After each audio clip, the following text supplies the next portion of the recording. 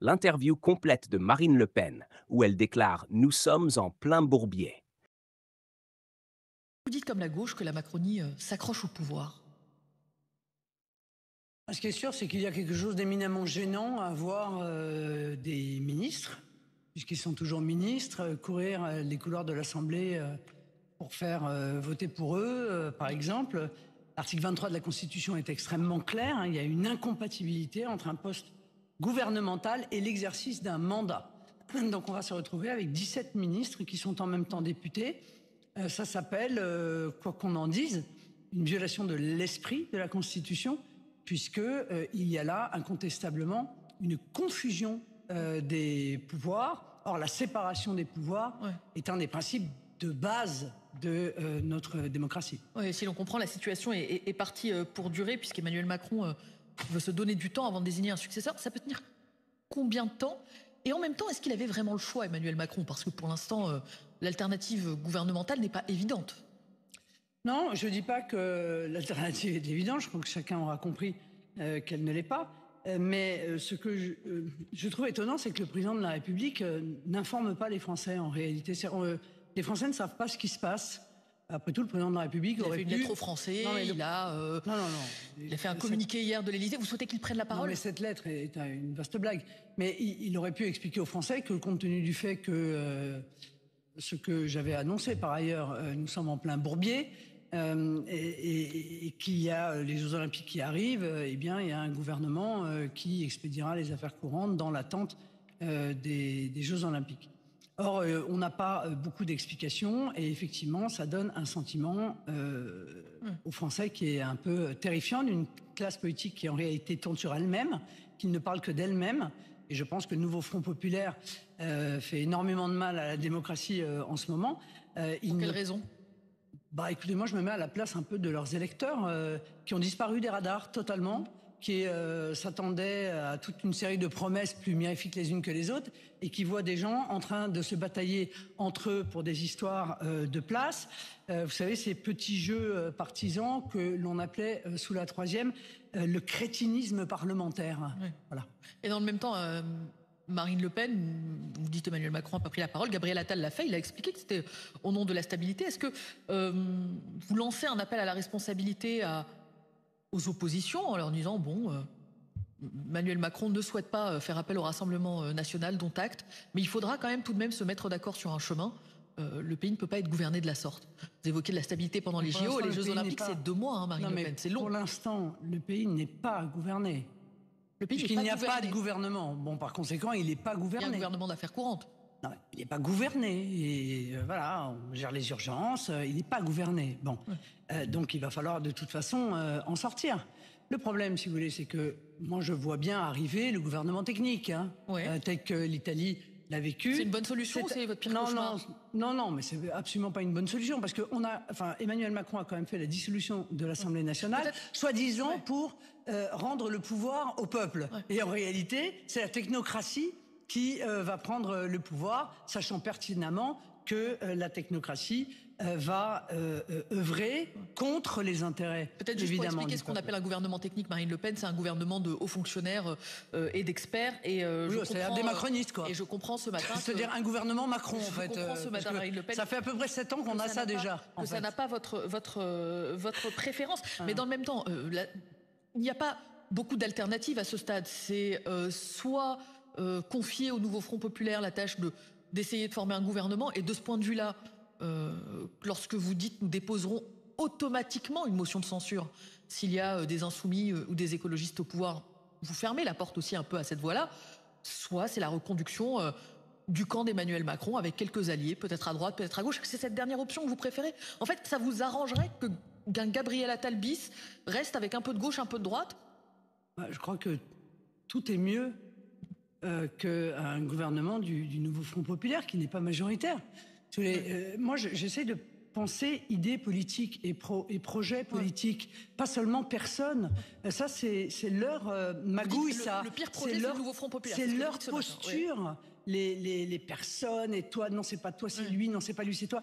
Je trouve que ça contribue à affaiblir encore plus, si c'est possible, le lien qui existe entre les Français et leurs dirigeants. Moi, ce qui m'importe, c'est que les Français, au moment où nous nous parlons, l'immigration continue à aggraver la situation du pays. Elle continue à être hors contrôle, l'insécurité continue à exploser, les problèmes de pouvoir d'achat continuent à pourrir l'existence de nos compatriotes et aucune réponse n'est apportée à cela. Alors, donc justement, un gouvernement sera de toute façon à un moment donné ou à un autre nommé et nous ferons ce que nous avons toujours fait avec clarté et avec cohérence. Chaque texte qui nous sera proposé, nous l'analyserons. S'il est bon pour les Français, nous le voterons. S'il est mauvais pour les Français, nous nous y opposerons. Je crois que vraiment, le Rassemblement national représente dans cette nouvelle Assemblée un pôle de clarté, de transparence, comme il l'a été d'ailleurs dans cette élection législative, et de cohérence politique. Pour résumer à ce stade, Marine Le Pen, ce que vous nous dites un gouvernement du nouveau Front populaire, ce serait le pire. Un gouvernement technique, ce serait la confiscation, en quelque sorte, du vote des Français. Finalement, la coalition centrale à laquelle appelle Emmanuel Macron... Je vous dis qu'un gouvernement technique... Vous dites qu'il irait contre les intérêts des Français. C'est un gouvernement Macron. Mais dans le même temps, vous dites ce que propose le camp central, c'est-à-dire une coalition de droite et de gauche, ça peut aller... Vous évoquez les textes, on va rentrer dans les textes. Mais Madame Latrousse, je suis désolée de vous dire que j'avais prévu tout ça. Je l'avais dit tout ça. Je l'avais dit aux Français, moi. J'avais dit soit le Rassemblement national aura une majorité absolue et il est le seul à pouvoir en avoir une, donc à pouvoir gouverner, soit ce sera le bourbier. Bon, bah c'est le bourbier. Tout cela était prévisible. Vous évoquez les textes à l'instant. J'aimerais qu'on entre dans le détail de ce que peut faire cette assemblée éclatée sans majorité claire pour l'instant. Est-ce que, d'abord question simple, est-ce qu'il faut de la stabilité sur un an? Il ne peut pas y avoir de dissolution pendant un an. Ou est-ce que le rôle du Rassemblement national, ce sera de faire chuter des gouvernements? Vous l'avez fait pendant le gouvernement d'Elisabeth Borne, déposer des motions de censure pour essayer de renverser ce gouvernement. Est-ce que là vous dites, bon, il faut quand même un esprit de responsabilité, c'est intenable pour les Français, tentons pendant un an d'avancer tel qu'il est possible de le faire? Mais madame, ça dépend comment le gouvernement se comportera. Il n'y a pas de Le Rassemblement national a fait avec ses alliés, près de 11 millions de voix. Ouais. Il est le premier parti de France. Il est le premier parti en nombre de députés. Il est le premier parti en nombre de voix. Est-ce qu'un gouvernement va tenir compte de cela, oui ou non? Ou est-ce qu'il va faire en sorte de présenter des textes qui vont radicalement à l'encontre de cette expression populaire? C'est ça la vraie question. Ce sont quoi des textes qui tiennent compte des 11 millions de voix du Rassemblement national? Quelles vont être vos priorités à vous? Quels textes vous allez poser sur la table pendant les prochains mois? Ce sont des textes qui visent à répondre à l'urgence du logement de nos compatriotes. Ce sont des textes qui visent à répondre à l'urgence de l'insécurité qui explose dans notre pays et qui fait des victimes tous les jours. Ce sont des textes qui visent à répondre à une immigration hors contrôle qu'il faut à tout prix maîtriser. Ce sont des textes qui visent à faciliter la vie de nos compatriotes en leur donnant plus de pouvoir d'achat et notamment face à l'augmentation des factures de gaz là qui vient une augmentation qui vient d'intervenir au 1er juillet. Donc je résume. C'est cela, je crois, tenir compte pouvoir des résultats de l'élection. Pouvoir d'achat, logement, sécurité, immigration. Ce sont des urgences priorités absolues. Il se trouve que la droite a mis quelques textes sur la table sur le sujet avec des propositions, par exemple sur l'aide médicale d'État. La droite qui propose l'arrêt de l'immigration contrôlée, le conditionnement de l'accès aux aides sociales à une durée de présence minimale, sur le régalien, la sécurité que vous évoquez, des peines planchées avec la suspension des aides sociales pour les délinquants. Est-ce que ce sont des mesures qui vont dans le bon sens? Est-ce que vous dites, voilà, il y a un chemin qui se dessine? Mais Madame Latrousse, ce sont des mesures qui sont dans le projet du Rassemblement national, qui sont presque issues du projet du Rassemblement national. Donc vous imaginez bien... Laurent Wauquiez parle comme vous, là, pour le coup, pardon, mais je crois que c'est évident pour tout le monde. Donc si ce sont des textes qui proposent évidemment ces mesures-là, bien entendu, nous les voterons. Parce que je crois que c'est la volonté de la majorité des Français. La majorité des Français veulent qu'on s'attaque à l'insécurité, veulent qu'on s'attaque à l'immigration, et pas seulement à l'immigration clandestine, mais aussi au record d'immigration légale qui a été celui imposé par Emmanuel Macron. Donc, bien entendu que sur ces textes-là, il y aura le soutien du Rassemblement national. Maintenant, pardon, mais moi j'ai vu LR et la Macronie comment ils ont fonctionné dans les 2 dernières années. C'est grâce à LR que l'ensemble d'un certain nombre de mesures, tout ça a été travaillé ensemble. Par exemple, les projets de loi de finances qui ont été travaillés main dans la main avec les LR. Et bon, on peut pas dire que la loi immigration n'a pas été un fiasco tout de même. Voilà. Oui, pour vous relayer sur la loi immigration qui a été votée en décembre dernier, qui avait notamment fragilisé le précédent gouvernement. Je reste tout de même sur les textes qui peuvent avancer, sur les mois qui viennent, parce que je crois que c'est ce qui intéresse les Français qui s'interrogent si cette situation de blocage va conduire à l'immobilisme. Si la gauche, par exemple, dépose l'abrogation de la réforme des retraites, est-ce que ça aussi, c'est quelque chose qui, pour vous, irait dans l'intérêt des Français et que le Rassemblement national voterait? Nous, on est clair. Notre mantra, c'est le respect des électeurs. Mais comprenez bien que j'essaie de rentrer texte par texte pour mais je vais vous le dire. Pour ceux qui nous écoutent. Je vais vous résumer avec une grande clarté la position du Rassemblement national qui a toujours été la même. Si les textes sont bons, on les vote. Si les textes sont toxiques pour les Français, on ne les vote pas. Nous sommes différents des autres. Les autres, ils se déterminent non pas en fonction du fond du texte, du fond des mesures, mais en fonction du groupe qui les dépose. Parce que ce sont des sectaires. Nous ne sommes pas sectaires. Nous ne pensons qu'à l'intérêt des Français. L'intérêt des Français et l'intérêt des Français. Donc, nous voterons en fonction de l'intérêt des Français. Est-ce que vous souhaitez, Marine Le Pen, que des textes qui ont été abandonnés soient aussi remis à l'agenda? La dissolution a par exemple suspendu l'examen du texte sur la fin de vie. Ça ne fait pas partie des priorités que vous avez énoncées. Parmi les textes qui sont passés par perte et fracas, il y a aussi la suppression du droit du sol à Mayotte, par exemple. Est-ce que vous souhaitez que ce soit des textes qui soient inscrits à l'agenda? Comprenez bien que j'essaye de dessiner, pour ceux qui nous écoutent, un chemin de ce à quoi pourraient ressembler les prochains mois à l'Assemblée nationale. Il me semble que, vous voyez, la suppression du droit du sol à Mayotte est une urgence, mais pas seulement à Mayotte. En réalité, elle est une urgence dans l'ensemble de la France. Et c'est plus simple de voter pour l'ensemble de la France que uniquement pour Mayotte, par ailleurs. Concernant la fin de vie, enfin, on peut quand même se dire ensemble que ça n'est pas une urgence absolue par rapport aux préoccupations principales qui sont celles des Français. Donc, fin de vie, non, droit du sol partout, ce qui n'a peu de chances de passer puisque, à ce stade, arithmétiquement en tout cas, il n'y a pas de majorité en ce sens. La proposition n'est pas portée par le groupe Renaissance en ce qui concerne l'ensemble du territoire français. Donc, je le précise ici pour ceux qui nous écoutent. Vous évoquiez le sectarisme à l'instant des autres groupes. Pourtant, Marine Le Pen, ce sectarisme, il ne s'exprime pas partout et en tout lieu. Il vous arrive, on l'a lu dans Libération récemment, de dîner avec un certain nombre de responsables politiques, Édouard Philippe, pour le citer, l'ancien Premier ministre, qui, dans le même temps, publiquement, appelle à faire barrage à vos élus lors des dernières législatives. Est-ce que vous y voyez une forme d'hypocrisie, une gêne de sa part? Comment se fait-il qu'un certain nombre de responsables, ministre de la Défense, acceptent de dîner avec vous, de vous voir en privé, mais publiquement se présentent comme des opposants à ce que vous incarnez? Mais parce qu'on ne peut pas dîner avec un opposant. Bon, on peut dîner publiquement, Marine Le Pen. Là, ce qui interroge, c'est le fait que ce soit un dîner caché, dans un appartement, excusez-moi, pas au vu et au su tous. Oui, c'est vrai que les dîners ne se déroulent rarement au milieu de la rue. Ça aurait pu se dérouler dans un restaurant. Ou sur la place publique. Mais, enfin, est-ce que nous sommes... Qu'est devenue notre démocratie? Moi, c'est la vraie question que je me pose. Qu'est devenue notre démocratie où l'on ne peut pas, où l'on a interdiction de parler à un opposant? On peut parler à un opposant, c'est le principe même d'ailleurs de la démocratie. Et c'est là où vous comprenez bien que lorsqu'on voit un certain nombre de personnes, Monsieur Attal d'ailleurs en premier, dire qu'il souhaite s'opposer totalement à ce que le Rassemblement national et ses alliés puissent obtenir le moindre poste dans le fonctionnement de l'Assemblée nationale. Demain à l'Assemblée nationale. Oui, d'accord, mais ça veut dire que en réalité, ils ont procédé à la dissolution de l'Assemblée et aujourd'hui, ils cherchent à dissoudre l'opposition.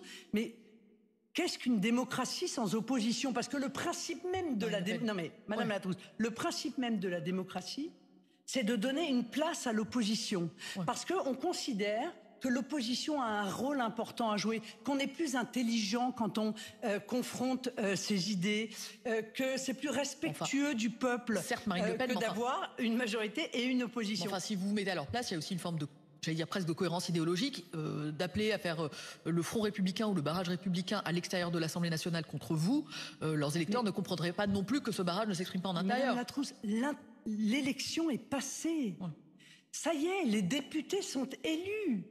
Donc on ne peut pas nier 11 millions de Français, 11 millions, 37% des gens qui ont voté au second tour, le premier, encore une fois, parti de l'Assemblée nationale. Est-ce que ces scores... Alors, parce que, si vous voulez, moi, je ne suis... Il y a quand même quelque chose, vous parlez d'hypocrisie, il y a quand même une hypocrisie majeure. Ce sont les gens qui passent leur vie dans des postures, à en appeler à la défense de la démocratie qui serait soi-disant en danger, et qui la foulent aux pieds d'une manière aussi caricaturale, aussi outrancière, aussi grossière. Je rappelle juste, Marine Le Pen, qu'à la précédente mandature, le Rassemblement national avait 2 vice-présidences à l'Assemblée. C'est normal. Est-ce que du fait de votre score aux européennes et aux législatives, vous sentez une hostilité nouvelle, en quelque sorte, à l'Assemblée, à votre endroit, pour qui n'existait pas L'Assemblée n'a pas repris en non, mais vous avez fait travaux. votre rentrée. Mais que les choses soient très claires, nous, on ne souhaite pas ces postes pour nous-mêmes, pour une histoire d'ego. On s'en moque complètement. On souhaite ces postes parce que ces postes, c'est la conséquence du vote des Français. Et moi, je suis désolée de le dire, je suis peut-être la dernière à défendre la démocratie, mais je considère qu'il est normal que le nouveau Front populaire ait des postes dans le fonctionnement de l'Assemblée, qu'il est évidemment normal que le Rassemblement national et ses alliés en aient, qu'il est évidemment normal que le groupe macroniste en ait. Voilà, il est normal que chacun puisse participer au fonctionnement de cette institution, parce que c'est ce que les Français ont voulu dans leur vote. Ouais. Est-ce que, vous évoquiez tout à l'heure le cumul douteux des fonctions entre les ministres démissionnaires et les députés, est-ce que vous leur demandez de ne pas participer au vote de demain, par exemple, pour choisir la présidence de l'Assemblée nationale? Je pense qu'ils ne devraient pas le faire. Oui. Je pense que pour respecter l'esprit de la Constitution, ils ne devraient pas le faire. Le Rassemblement national présentera évidemment un candidat à cette présidence? Bien sûr. Bien sûr. Non, parce que sont évoquées des discussions, par exemple, avec l'ancienne présidente aussi, Yaël Braun-Pivet, une forme d'entente tacite. Est-ce que... Non, je n'ai pas eu connaissance de ça et je crois être plutôt bien placé. Oui. A priori. Donc ce n'est pas votre candidate, c'est ce que vous nous dites Non, ça n'est pas... Nous aurons un candidat présenté en accord avec nos alliés à la présidence de l'Assemblée nationale, bien sûr. Il sera forcément issu du Rassemblement national? Vous dites avec nos alliés? Disons que ça peut être Éric Ciotti. Il y a des chances, mais encore une fois, cette discussion aura lieu d'ici jeudi. Marine Le Pen, est-ce que vous vous préparez à une nouvelle dissolution dans un an? Oui. Oui. Vous pensez que dans un an, les Français sont de nouveau convoqués à l'élection? Oui. Que l'Assemblée nationale ne pourra pas tenir au-delà? Oui, mais tout le dit et tout le disait déjà. Tout disait déjà que cette alliance contre nature qui a eu lieu, qui est en réalité... une coalition qui s'est déroulée pendant la campagne législative, qui n'était pas une coalition sur des projets, sur des idées, sur des mesures. C'était une coalition anti-RN. C'est une forme de parti unique qui s'est constituée, qui n'a pas duré d'ailleurs très longtemps, parce que j'ai vu les macronistes en appeler à rejeter une candidature du nouveau... L'interview complète de Marine Le Pen, où elle déclare « Nous sommes en plein bourbier », aborde divers aspects de la politique française et internationale, tout en reflétant les positions du Rassemblement national (RN) et de sa présidente sur des sujets cruciaux. L'expression « plein bourbier » décrit un état de confusion et de difficulté, illustrant la vision pessimiste de Le Pen sur la situation actuelle en France et dans le monde. Marine Le Pen commence par discuter de la gestion gouvernementale en France, critiquant sévèrement les décisions prises par Emmanuel Macron et son administration. Elle accuse le gouvernement de manquer de vision à long terme et de réagir de manière inefficace aux crises successives, qu'elles soient sanitaires, économiques ou sociales. Selon elle, cette absence de stratégie claire plonge la France dans une instabilité chronique, exacerbée par une gestion technocratique déconnectée des réalités quotidiennes des Français. Le Pen pointe également du doigt les failles de la politique sanitaire durant la pandémie de Covid-19. Elle reproche au gouvernement d'avoir été trop centralisateur et bureaucratique, ce qui aurait conduit à une réponse tardive et désordonnée face à la crise. Elle évoque la lenteur dans la distribution des vaccins et le manque de transparence dans les décisions, qui aurait contribué à une méfiance croissante parmi la population. Elle plaide pour une plus grande autonomie des régions dans la gestion de telles crises, estimant que les autorités locales sont mieux placées pour comprendre et répondre aux besoins spécifiques de leur territoire. Sur le plan économique, Le Pen critique vivement les mesures prises par le gouvernement pour soutenir l'économie durant et après la pandémie. Elle estime que les aides financières, bien que nécessaires, ont été mal distribués, favorisant les grandes entreprises au détriment des petites et moyennes entreprises, PME, qui constituent le tissu économique principal de la France. Elle propose une révision du modèle économique pour favoriser les PME et relancer l'économie par la base, en encourageant l'innovation et la production locale. En matière de sécurité et d'immigration, thème cher à son électorat, Marine Le Pen adopte un ton alarmiste. Elle affirme que la France est confrontée à une montée de l'insécurité, alimentée selon elle par une immigration incontrôlée et des politiques d'intégration inefficaces. Elle prône une politique de fermeté, incluant la réduction drastique de l'immigration légale et la mise en place de mesures rigoureuses pour expulser les étrangers en situation irrégulière ou ayant commis des délits. Le Pen accuse également les gouvernements successifs d'avoir échoué à promouvoir une identité nationale forte, ce qui aurait conduit à une fragmentation de la société française. Sur le plan international, Le Pen se montre très critique envers l'Union européenne et l'OTAN. Elle reproche à l'UNE d'être une institution bureaucratique éloignée des préoccupations des citoyens et plaide pour un retour des souverainetés nationales. Selon elle, la France doit reprendre le contrôle de ses frontières, de sa monnaie et de ses lois, afin de pouvoir mieux défendre ses intérêts. Concernant l'OTAN, elle questionne la pertinence de l'organisation dans le monde actuel et appelle à une réévaluation des alliances militaires françaises pour garantir une politique de défense indépendante et adaptée aux nouvelles menaces.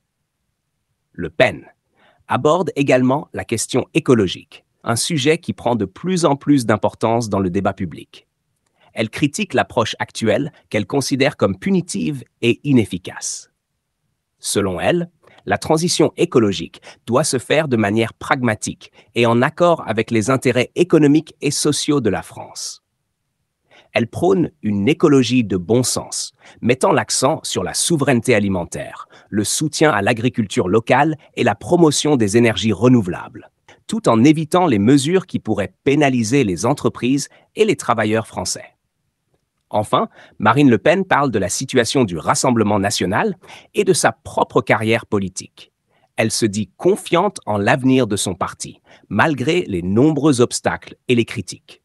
Elle évoque sa détermination à continuer de porter la voix des oubliés et à défendre les valeurs qu'elle estime être celles de la France. Elle souligne également l'importance de l'unité au sein de son parti et appelle à la mobilisation de ses soutiens pour les prochaines échéances électorales, insistant sur le fait que le RN représente la seule véritable alternative aux politiques actuelles. En conclusion, l'interview de Marine Le Pen reflète une vision sombre de la situation actuelle, mais aussi une volonté de changement radical. Elle critique fortement les politiques gouvernementales et propose des solutions alternatives basées sur la souveraineté nationale, la sécurité et une économie de proximité. Ces propos résonnent avec une partie de l'électorat français qui se sent délaissé et en quête de nouvelles réponses face aux défis contemporains.